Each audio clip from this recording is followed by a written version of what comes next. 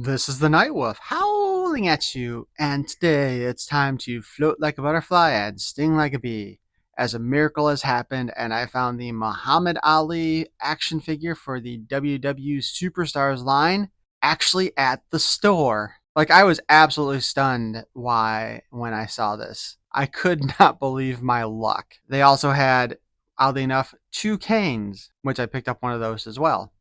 So I guess this is kind of a return to Wrestling Wednesday for at least briefly.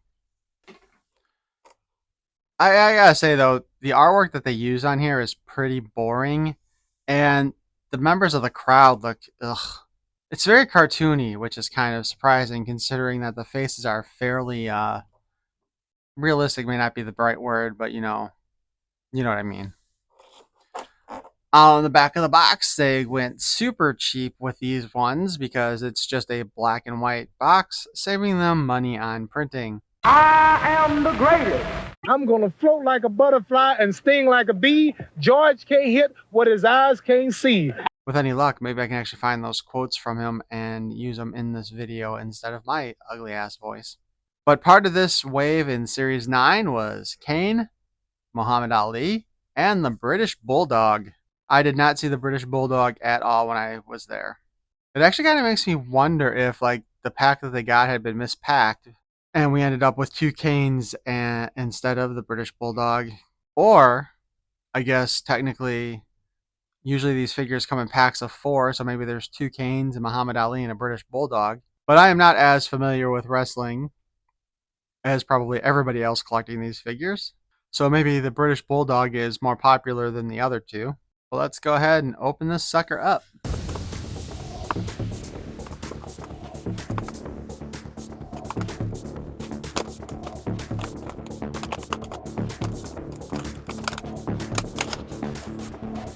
I might be able to use that in the thumbnail.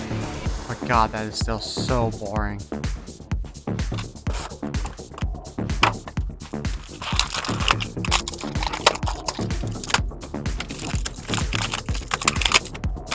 He comes with spare parts.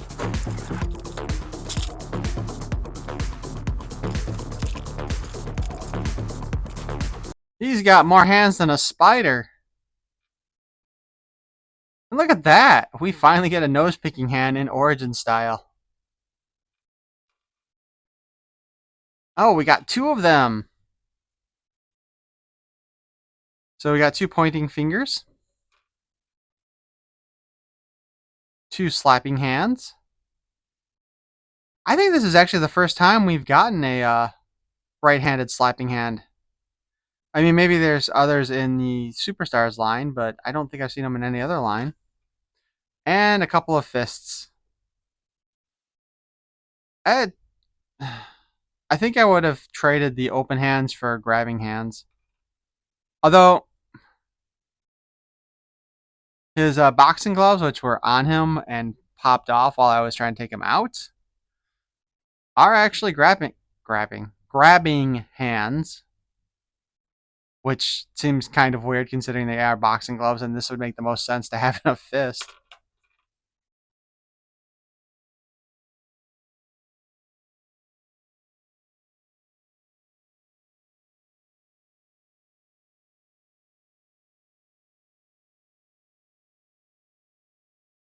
So briefly, I wanted to actually look up why Muhammad Ali is part of the wrestling scene, because I knew nothing about that. Oh, for crying out loud. Stay. I went to the Wikipedia to get some information on him. Weirdly enough, okay, so they gave us a pronunciation guide for Ali, but not the rest of his name. So Muhammad Ali, born Cassius Marcellus Clay Jr. on January 17th, 1942, and he passed away on June 3rd, 2016. He was an American professional boxer and activist. Nicknamed the Greatest, he is regarded as one of the most significant sport figures of the 20th century and is often regarded as the greatest heavyweight boxer of all time. He held the Ring Magazine heavyweight title from 1964 to 1970, was the undisputed champion from 1974 to 1978. and the WBA and ring heavyweight champion from 1978 to 1979. In 1999, he was named Sportsman of the Century by Sports Illustrated and the Sports Personality of the Century by the BBC, the British Broadcasting Company, not the other kind of BBC. Directly from the WWE website, though, I wanted again, like I said, to find out what his connection to wrestling actually was. So here we go. On June 26, 1976, Ali competed in the War of the Worlds, which is an exhibition match against WWE Hall of Famer Antonia Inoki inside the Nippon Budokan Arena in Tokyo, Japan. The match was completed under specific rules, resulting in a 15-round draw in front of 32,000 fans in the crowd. The bout was also broadcast on closed-circuit television to nearly 33,000 fans inside the Shea Stadium in Queens, New York. It had been such a huge success and brought in countless new fans to the industry while also being viewed as the precursor to modern mixed martial arts. Both Ali and Inoki became friends after the event when Inoki was even using Ali's theme music and catchphrases as his own. After retiring from the boxing ring with a career record of 56-5 with 37 knockouts, Ali returned to the squared circle where he served as the special guest referee for the inaugural WrestleMania in 1984 during the main event between Hulk Hogan and Mr. T and Rowdy Piper and Mr. Wonderful Paul Orndorff. Ali's defining moment in the match came when he punched Piper with his signature right hand, a move that restored order to the bout. So there you go. That is how Ali is connected to wrestling. Now, this figure, or I should say, all the superstar figures come with some kind of cloth accessory, I think. Pretty sure all of them do. And actually, the robe seems pretty well made. It's even got his name on the back. We will untie it. This is the one part I hate about anything is dealing with ties on figures and such. And we'll have to remove his boxing gloves to get it actually off of him. No, maybe the holes are big enough to do it, but I wasn't going to take the chance. He's also got cloth shorts, which we can slide down, and he's wearing the standard WWE diaper. Actually, the cloth shorts do look pretty good on the figure.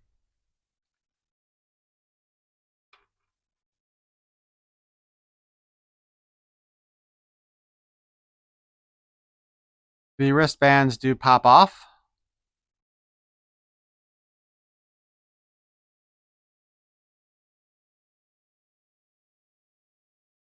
I'm not sure how to get a good boxing pose with him. Something like this, I guess, maybe? I mean, we got hands up for blocking. Although, to be perfectly honest, this body sculpt is probably not the best for boxing poses.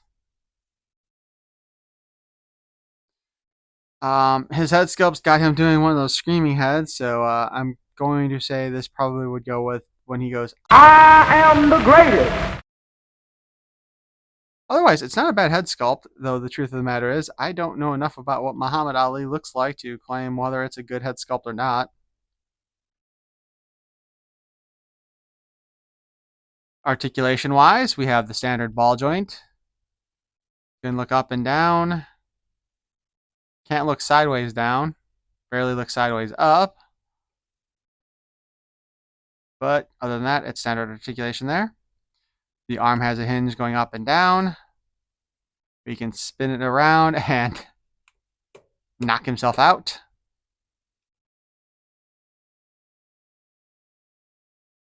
Elbow has the standard not quite 90 degrees. And I swear, the boxing glove does not want to stay in place very well at all. And I think it's because of the wristband, to be perfectly honest. Let's find out. No, it's just actually very loose. I guess if we look at the end here, It doesn't have the same amount of mushroom on it that most of them do to help hold it in place.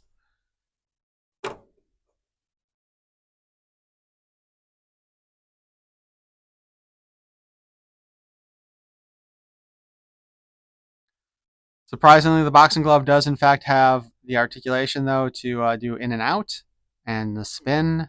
I don't know if I already said that, but if I didn't. Waist swivel, of course.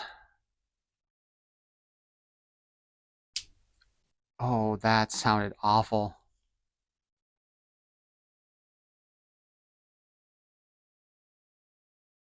Sounded like something cracked when I tried to bend his thigh. I don't see a crack though, and I'm having trouble getting the boxing shorts back on. Okay, so he can kick up yay far. He can kick back that far, which isn't much at all, but standard. Single joint at the knee, less than 90 degrees. His boot is very loose, or it was. We do have the boot cut where we can spin though. We can also spin it at the knee if we want. Of course, same with the elbow now that I think about it. I don't think I mentioned that.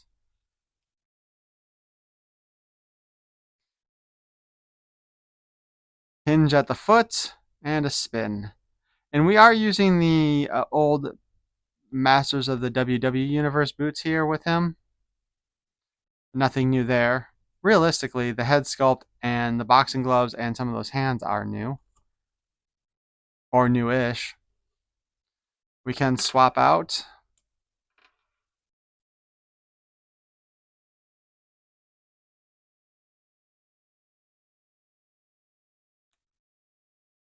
So we can give. That's the wrong hand.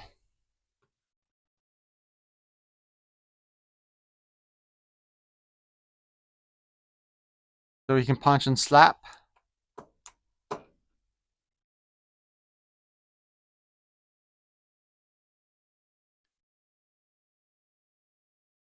We cannot make him pick his nose though because he does not have the articulation for it.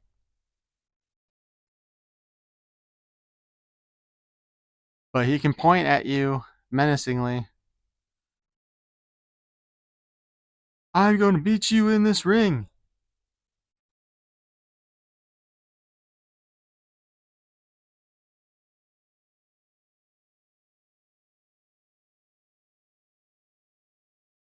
I wish the two hands could come together because I can all of a sudden imagine them playing that one game that we see in Japanese anime where they put their hands together like this and poke somebody in the butt.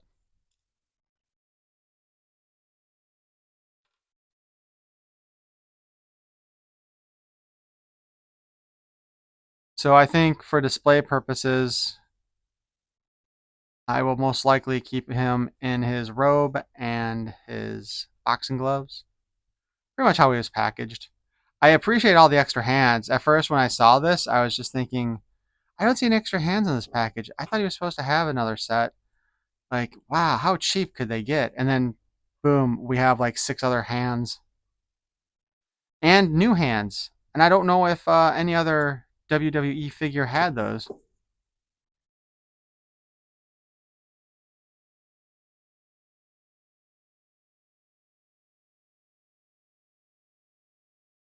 The worst part for me with this stuff is always trying to tie freaking bows on these little toys. He really does get kind of lost in that, in the collar of the.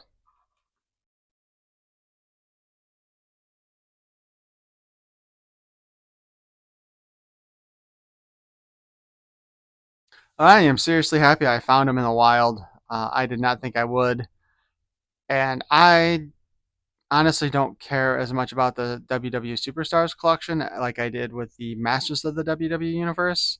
Because even though they are on Origin's bodies, they aren't directly connected or as connected to the Masters of the Universe stuff as the other ones were. But there are a handful of figures that I do want, and there are some that I will buy just because they're cheap and on clearance on some places. Like, who is it? The other guy who comes in the robe. I can't remember what his name is, but he's got the blonde hair. Mr. Fantastic? No, maybe. No, Mr. Fantastic is part of the Fantastic Four. Anyway, he was like $3 at Ollie's, so I picked it up. I also got the Undertaker for this line for like $5 at a convention. But yeah, this was a great find. I'm looking forward. I will probably do a review for Kane next week because I thought the Kane figure looked great. Although, once again, even though Kane is like only a couple inches shorter than Andre the Giant, it does not look like he uses a giant body, and that's kind of disappointing because we have a number of these WWE characters who are ridiculously tall and should be on the larger frame. I hope you enjoyed this. Please feel free to like, comment, and subscribe. Have you had any luck looking for this figure, or were you even looking for this figure? Peace and love.